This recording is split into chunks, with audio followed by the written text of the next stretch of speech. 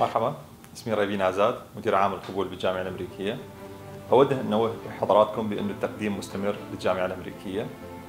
تقدرون تقدمون لأي من الكليات الموجودة بالجامعة الأمريكية.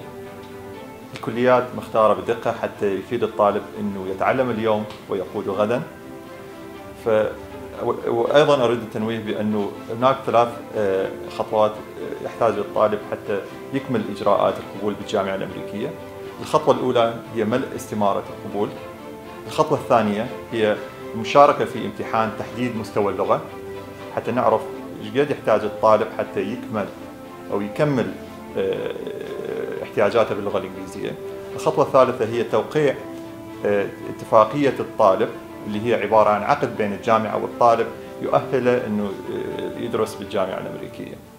أرجو منكم أنه تزورون الويب سايت أو الفيسبوك التابع للجامعة للحصول على معلومات أكثر، ويمكنكم أيضا مراسلتنا عن طريق الإيميل والتليفونات الموجودة على الويب سايت. أتمنى لكم التوفيق بالتقديم، وأتمنى أن أشوفكم باستمرارية جميلة. شكرا.